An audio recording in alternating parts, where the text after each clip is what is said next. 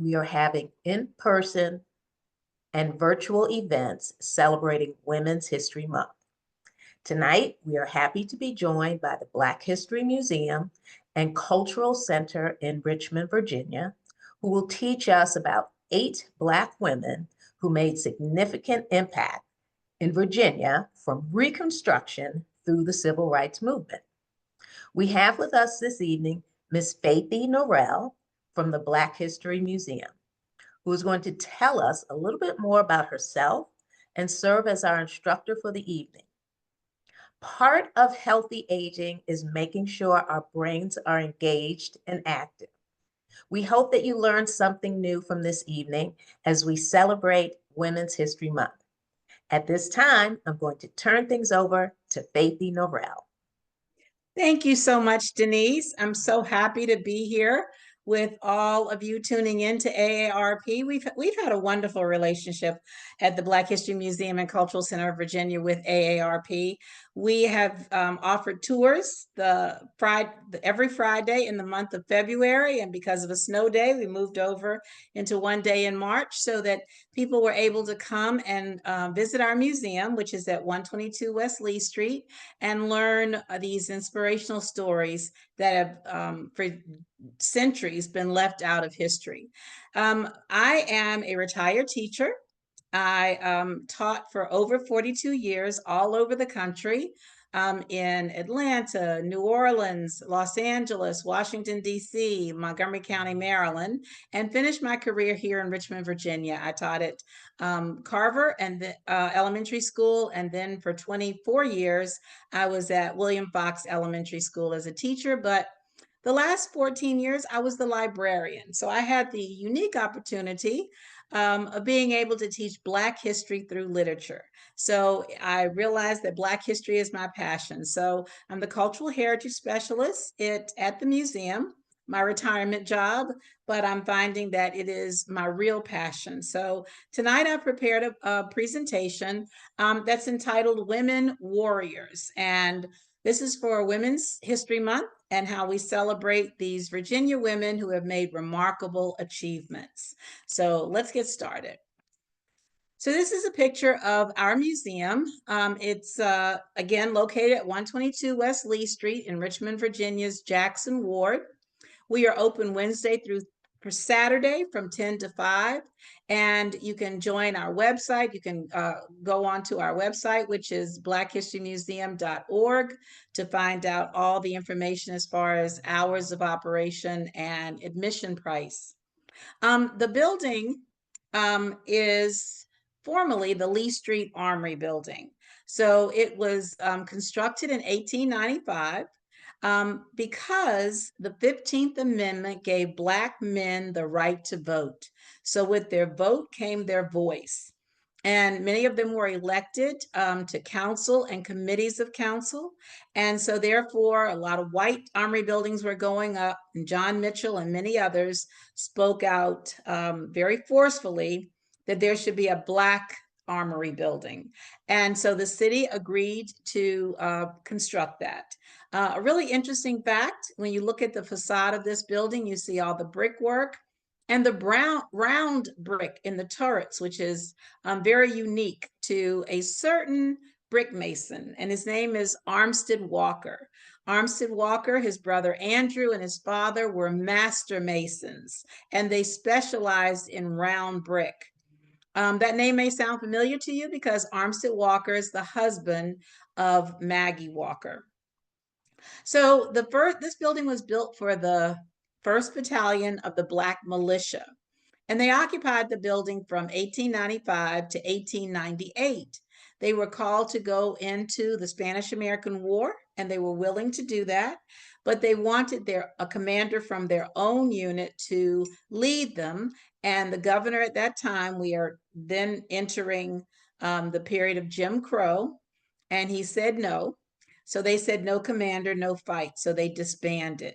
The building was used off and on many times for schools, and the gym annex for Armstrong High School, and then later Benjamin Graves High School. So some of you might know that building very having had classes there or coming there for a party or a dance. Um, the building was recognized as on the National Register of Historic Places and Virginia Landmarks in 2009.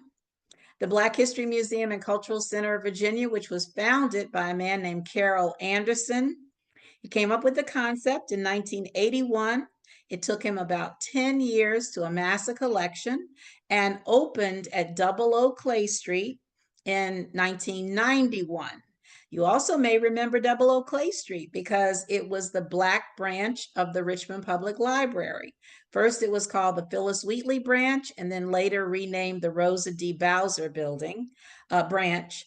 And you may not know, but Maggie Walker purchased that building from a German industrialist and had it called it the Colored Women's Club. It became a bit of a financial burden, so she turned it back over to the city. Now, something has happened, and I know that you all are really aware of all the things that are happening in the news.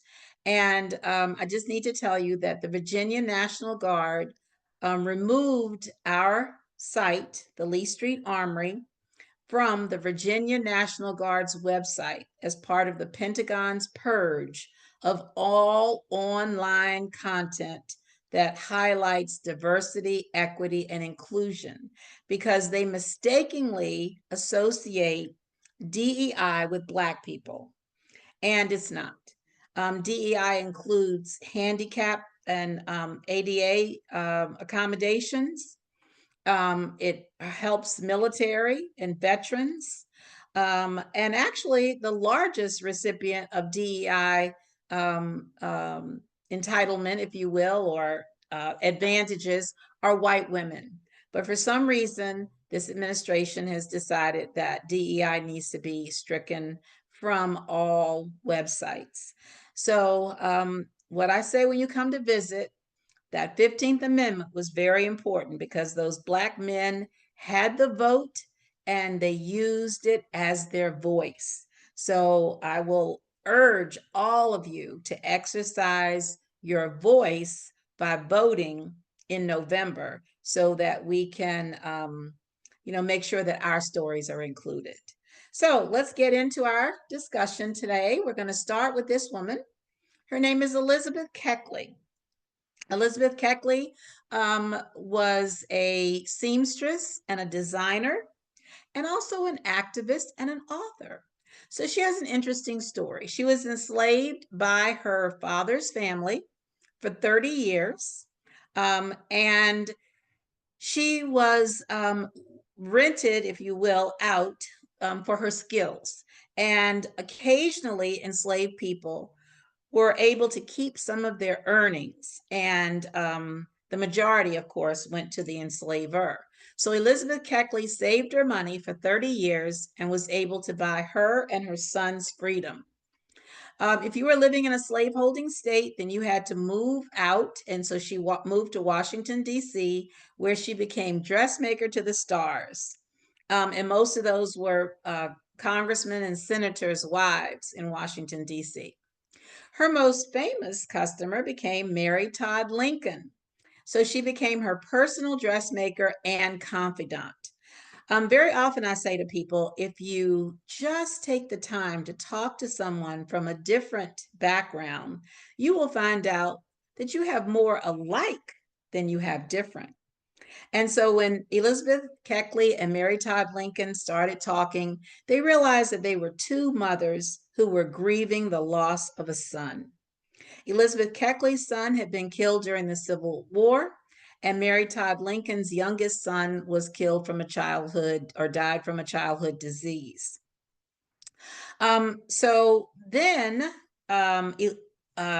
President Abraham Lincoln issued the Emancipation Proclamation, and therefore now it's time to enter a period of how to bring the Union back together because in addition to the issuance of the Emancipation Proclamation, also the Union Army won the Civil War the following year.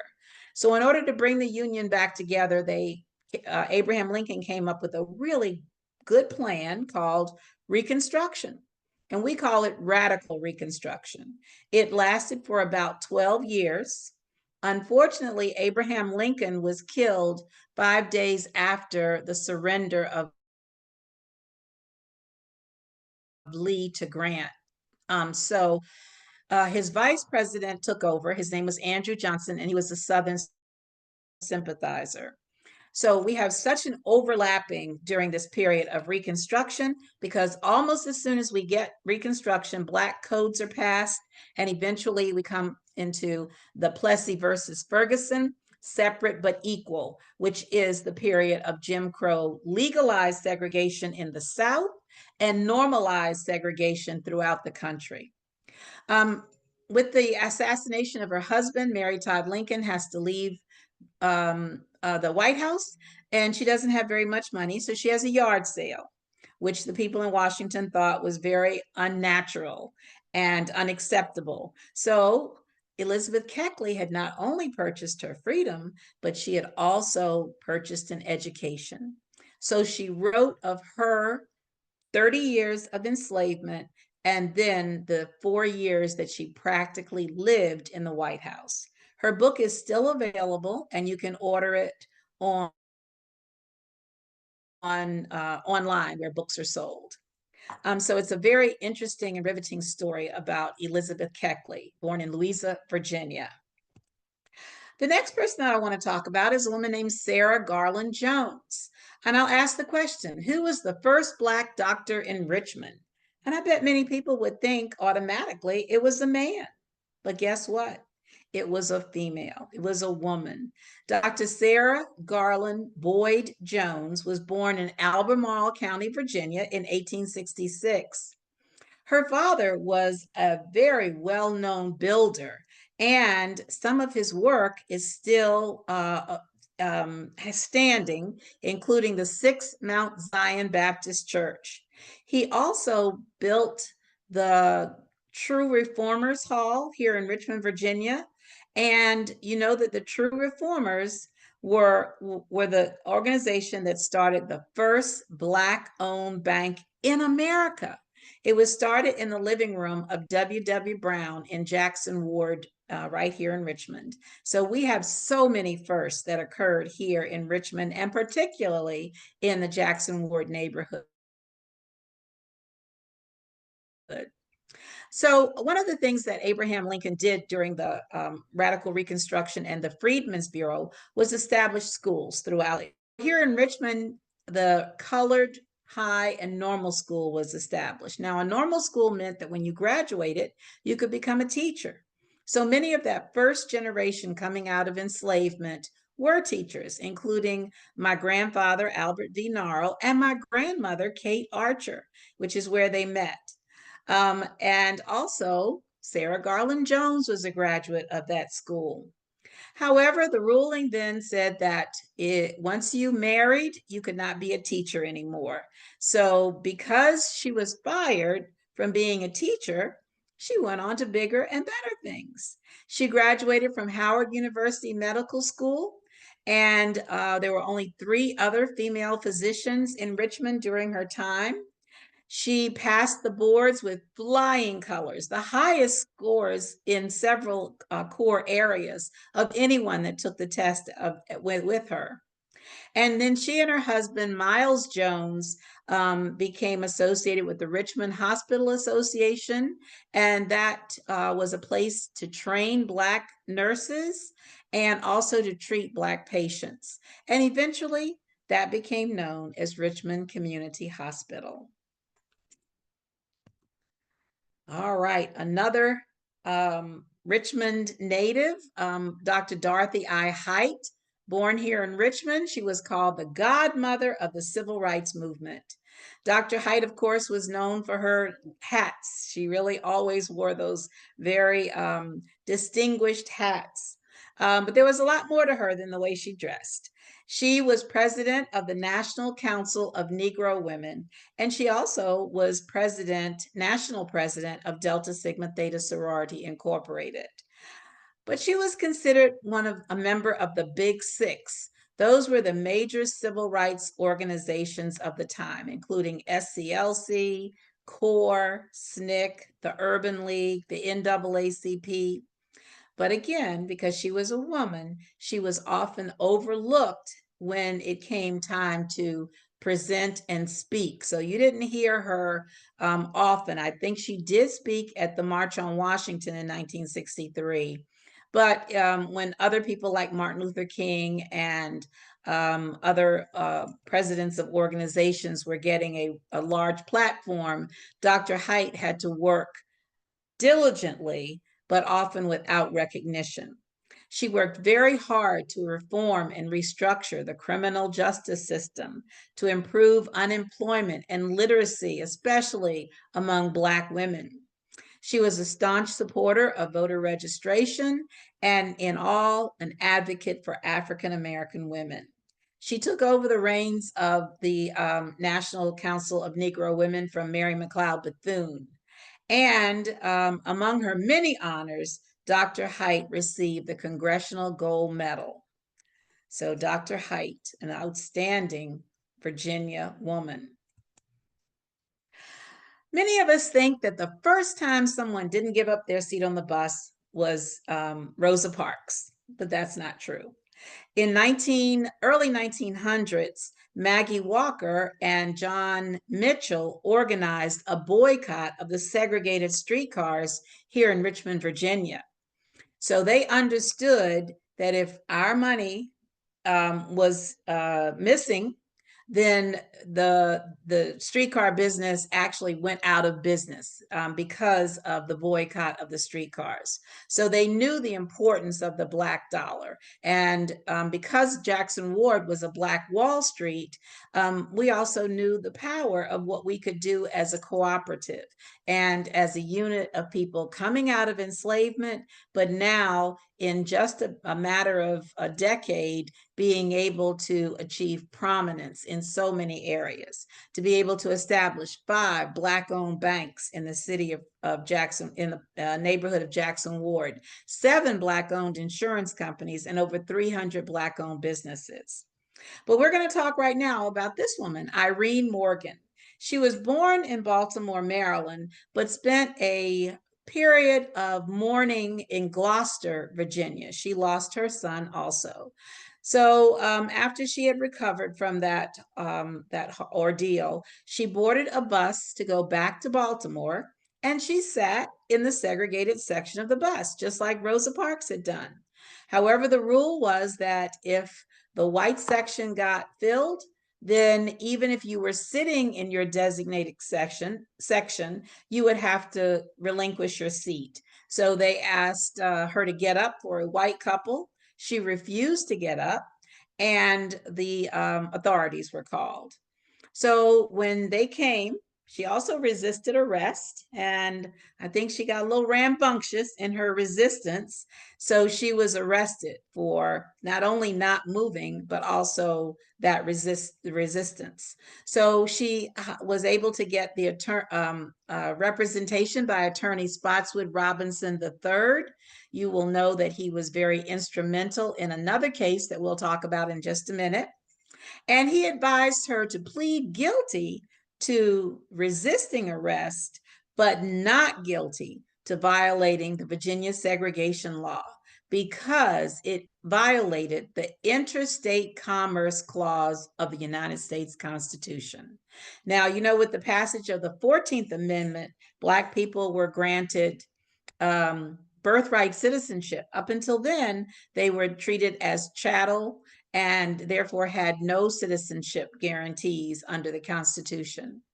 The justices, eventually her case was litigated throughout the courts. You don't just go straight to the Supreme Court. You have to go to lower courts and appeal. Finally, her case was heard by the Supreme Court, where she was represented by Thurgood Marshall, and the justices delivered a landmark civil rights decision in 1946, almost a decade before Rosa Parks' case. And that said that the state of Virginia had violated Mrs. Morgan Kirklady's rights by making her move her seat. So that established desegregated buses in intrastates. That means going from the north to the south, you didn't have to give up your seat on the bus when you crossed the Mason-Dixon line and came into the south.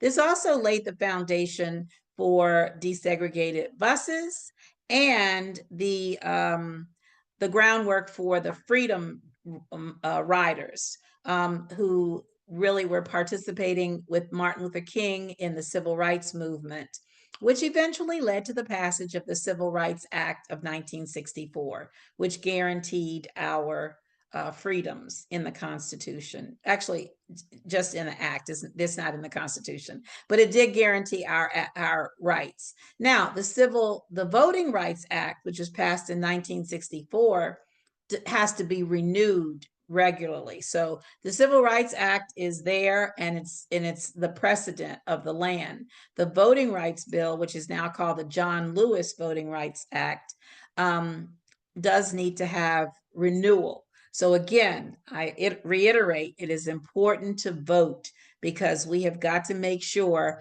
that our vote is protected because they understand the importance of the Black vote. All right, let's look at our next lady. Her name is Barbara Johns. And often when we think of change agents or change makers, we think of a certain set of people. We think of old, rich, white men. Those are the people that have traditionally occupied the White House, Senate, the Congress, mayors, governors, council people, school board people. Those have been the people that have set the laws. But this is the story of a 16-year-old girl. She was attending Robert Russa Moton High School in Farmville, Virginia, and she walked past the white school every day and didn't understand why, if the law of the land says it's separate but equal, her school was so woefully unequal. In fact, her school, Robert Russa Moton High School, was just a series of tar paper shacks. They did not have heat or gymnasiums, auditoriums. In fact, it was so overcrowded that very often they had to take classes in a bus that had been out of service by the white students. She walked past that white school every day and wanted to know, why couldn't she have a school that was equal to what the white students had? Well, Barbara Johns was the niece of Reverend Vernon Johns from Petersburg, and he also was a civil rights activist. So she, I guess, inherited those activist genes. So she ordered a walkout of her school. When she was approached by two lawyers, Oliver Hill and Spotswood Robinson III, who were working for the NAACP Legal Defense Fund, which was headed by Thurgood Marshall. They had all been classmates at Howard University Law School. So they decided to bring a case against Virginia. Even though Barbara Johns was the organizer of the walkout movement, when you petition the court, it goes by any plaintiffs that are included. It goes by the alphabetical order of the first plaintiff's name. And so her name was Davis. So that's why that case is called Davis versus Prince Edward County School Board. The Farmville case, again, went to the lower courts, and they stood in favor of segregation. So through appeals, Thurgood Marshall included it in the 5 cases that became known as Brown versus the Board of Education. And those were cases from South Carolina, Virginia, Delaware, Washington, D.C., and Topeka, Kansas. And eventually, the Supreme Court ruled that segregation was unconstitutional in 1954. Now, does that mean that schools were immediately desegregated? It absolutely does not. In fact, we had governors and other congressmen, including Harry Byrd and Governor Lindsey Almond, who were part of the massive resistance movement. And they said, we will never desegregate our schools. So it was almost 6 years before the first two girls desegregated schools in Richmond, Virginia. And if you come to the museum, you'll see their pictures. What did they do to the students in Prince Edward County? They punished them for being a part of that movement, and they closed the whole county public schools from 1959 to 1964. Now, the white students didn't suffer because their parents opened what we call segregation academies. Sometimes they were even called Christian academies. And so their children continued their education. But Black students in Prince Edward County's education was ended. And so it didn't matter if they were in the third grade or in high school, there was no more public school education for them. A few left the state. Some people went to live with relatives. There was even a foster program. But for the majority of those students in Prince Edward County, they were denied an education all of those years. So here's one of our sheroes that we just lost. And I don't know how many of you all know that she has Virginia roots. Her name is Roberta Flack. She was born in North Carolina, but raised in Richmond and Arlington, Virginia, and began playing piano. And by her early teens, she excelled in classical music. She became one of the youngest students admitted to Howard University, receiving a full musical scholarship at the age of 15. She became a music teacher and gave private lessons, and eventually a man named Les McCann heard her and got her signed with a record company. She collaborated. She had a whole great solo career. We know a lot of her favorites, a lot of our favorite songs, but she also collaborated with artists, including Donny Hathaway and Peabo Bryson, but also artists around the world. She has her Hall of Fame, a star on the Hollywood Walk of Fame, and she is the first artist to win back-to-back Grammy Awards. Many of you might know this rambunctious, really entertaining, but very driven woman, Florence Cooper Smith, Florence Janie Neal Cooper Smith. She visited her doctor in 1942. She picked up a medical book and read about something that she had never heard about before. It was a newly detected disease called sickle cell, and it only affected Black people and people who have roots in the Mediterranean. And she found out that this disease did not have a cure. It's a hereditary disease. Parents carry the marker for this. They carry the gene. Sometimes you have sickle cell, the gene for it, and sometimes you have full-blown sickle cell. And it's characterized by chronic pain because instead of the blood vessels being in a round shape, they're in a circular shape, like a crescent moon, and they get lodged, and you cannot get the blood flow to the areas around your body and the organs, and it is just excruciating pain. Very often children die at a young age, but now because of people like Florence Janie, they've made great strides in finding medications that can help, but still a cure has not been detected. She worked very hard to get legislation for screening of children at birth so that early detection can prolong their lives. And she has the distinction of having a professorship at VCU named for her, and that has been endowed with over $300,000 for research to find a cure to sickle cell. The Honorable Jennifer McClellan is our next woman that we're going to talk about. She was born in Petersburg, Virginia, to parents who both taught and worked at Virginia State College, now called University. She first ran for office in 2005, and she was elected to the House of Delegates. Later in 2017, she was elected to the Virginia Senate, where she served until a special election in 2023 when she was elected to the United States United States Congress, making her the first Black woman from Virginia to hold a seat in the United States Congress from Virginia. She has a couple of things there, quotes that she says that her she has a real she's standing on greatness, on the shoulders of greatness. So she has an obligation to her parents, her grandparents, her great-grandparents, who understood the need to fight, and especially through voting. And so she wants to make sure that those voting rights and all rights for Virginians, and especially Black women, are protected. So she said it's a tremendous honor to have the responsibility to make her be the first, but she's not going to be the last. And then we come to the last woman, and probably the most famous Virginian, Richmonder, Maggie L. Walker.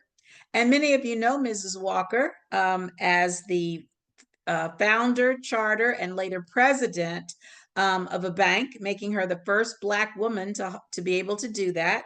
And again, that happened right here in Richmond, Virginia. So I have a really quick quiz that we're going to take to see how much you know about Miss Walker. Most of you know a lot, so let's see what you think.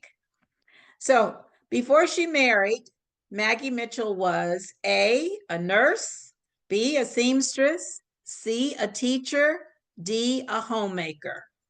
Give you a minute. The answer is C. She too graduated from the Colored High and Normal School. She became a teacher. When she married Armstead Walker, she had to give up her position, and that's when she got active in other areas. And that brings us to the question number 2. What benevolent society did Maggie join as a teenager?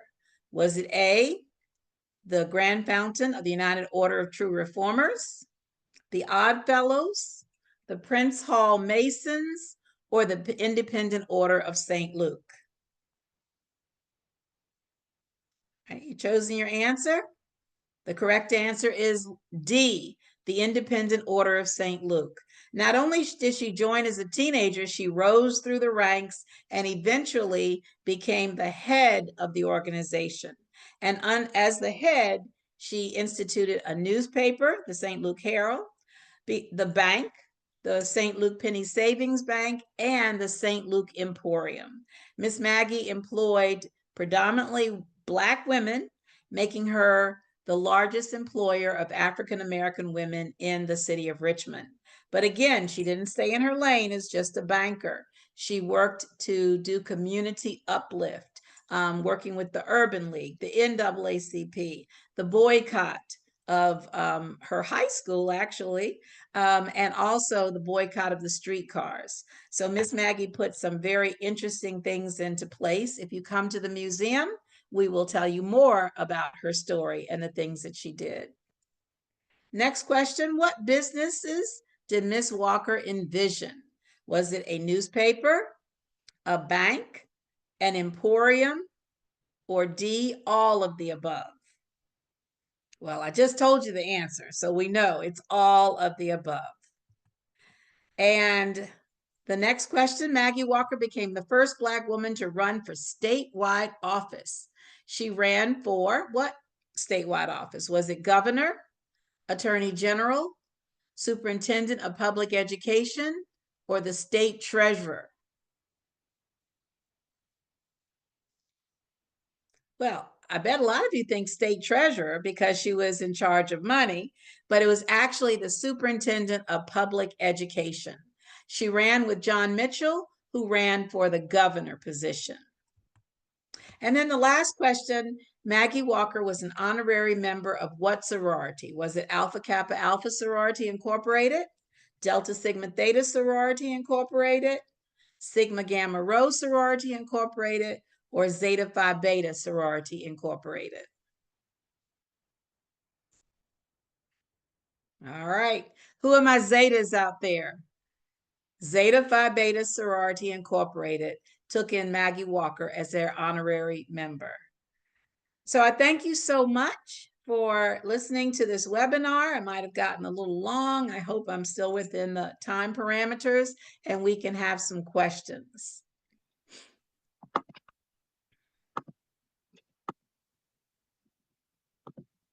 Yes, thank you, Faithy, for your time tonight. I hope that you all enjoyed our presentation this evening. I'm gonna leave a little bit of time just to see if there's anyone who has any additional questions in the chat. I know that Miss Faithy did such a remarkable job in presenting, but we're gonna take some time now for if you all have any questions, any comments for Ms. Faithy? I do see some comments coming in saying that this was informative and terrific. So we thank you for the positive comments and the positive feedback. We do have a question coming in that says, "Why didn't the women who refused?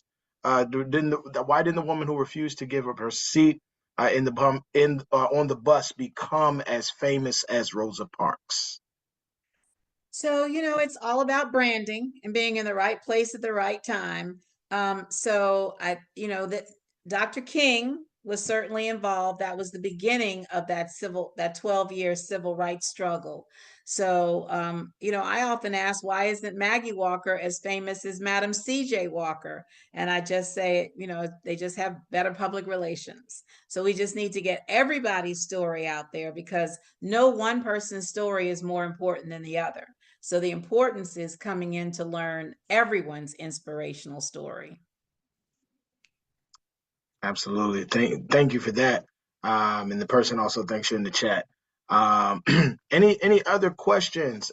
We're gonna give it maybe another 30 seconds or so while we say our thank yous to Miss Faithy in the chat as well.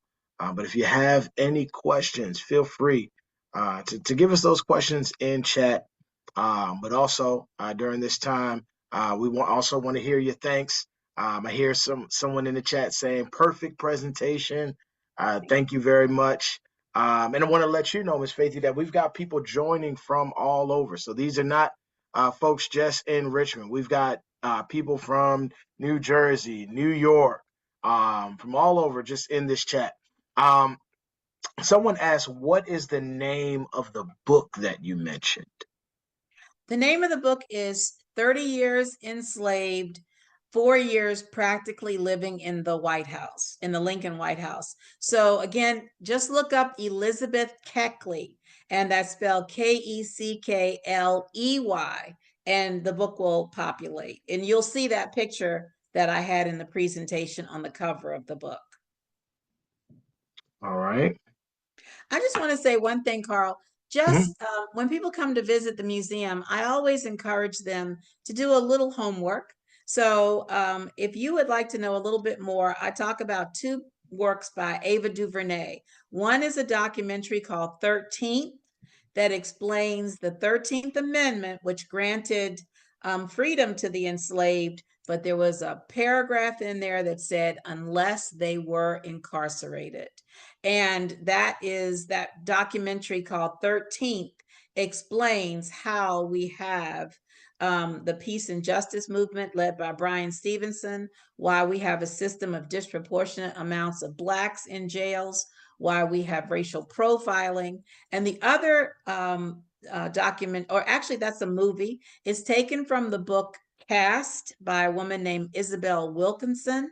The movie is called Origin, and it's done by Ava DuVernay, and it explains this hierarchy or caste system really that exists all over the world, but it explains why Black people were targeted as the caste group in America. How race, which is not something that's real, it's a construct, it's not scientific, but race has determined so much of our lives since enslavement. And certainly we see what's happening to Black websites. Anything that Black people have done historically is trying to be wiped out of history, and we can't stand for that. Thank you so much for that, Faithy. We do want to let you know also that we do have additional comments in the chat. Someone from Salt Lake City, Utah, said thank you so much. That the presentation was great. Also, someone from New Jersey just commented saying that they were happy to learn so much about Virginia's rich history, and that this presentation was extremely informative. So Can I thank say you to those for. people in Utah really quickly? The Freedmen's Bank, we talked about the Freedmen's Bureau. The Freedmen's Bureau also started the Freedmen's Bank.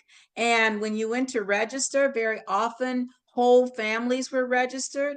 Eventually, that turned into a database. And now, if you're looking for your ancestry, the Freedmen's Bank records have been incorporated into the Church of Latter-day Saints, which has the largest database for ancestry research. So if you're looking for your ancestors and you know that they were around at the end of the Civil War during that Reconstruction period, you might find who you're looking for. Thank you again for that, Faithy, as well. It does look like I do see some additional comments. We do appreciate all of your comments tonight, but I don't see any more questions in our chat tonight. So, Faithy, is there anything else that you want to share before we turn things back over to Ms. Denise to close us out? Well, I just want to thank you again, Carl. We've had a great relationship with AARP. We thank you for your support, for you getting your members to come and visit us at the Black History Museum and Cultural Center of Virginia. I encourage you, if you are out of town, please plan a visit to Richmond. It's a great city for food and scenery, but also we have a very rich history here. It's really the whole beginning. Virginia is the beginning of America. It's where it all started. Jamestown, Virginia, the 1619, the first Africans were brought to North America. So we are the beginning of Virginia history, and we remind everybody that Black history is America's history. So come and visit us and learn a lot, some of those inspirational stories that you just don't know about. And you were purposely not told about because of something called the lost cause, which is a false narrative, a story that was made up. So come to the museum and find out all of those things. Those are teasers. Thank you for that, Faithy. We have somebody in the chat who said they are coming to the museum this week. So that is awesome. One more time in the chat, go ahead and just help me thank Ms. Faithy for her presentation tonight. And as you're doing that, I'm going to turn things back over to our wonderful volunteer who's going to close us out, Ms. Denise Brown. I'm going to turn it back over to you as you close us out for the night. Thank you, Carl. Thank you, Faithy, for that wonderful lesson. It is our hope that you enjoyed the lesson this evening. In a few days, you will receive a survey asking you how the program was this evening. We would love your feedback so we can know how to better serve you in the future. If you missed any portion of this evening's lesson, the class will be available on our YouTube channel in a few days. One more time in the chat, please help me thank Ms. Norrell. As we stated before, part of healthy aging is engaging our brains and learning something new. We hope you did that this evening. Thank you all for joining us, and we hope you have a great rest of your evening. Have a great evening, everyone. Thank you again, Thank Faithy. you. Have a great evening. Thank you. My pleasure.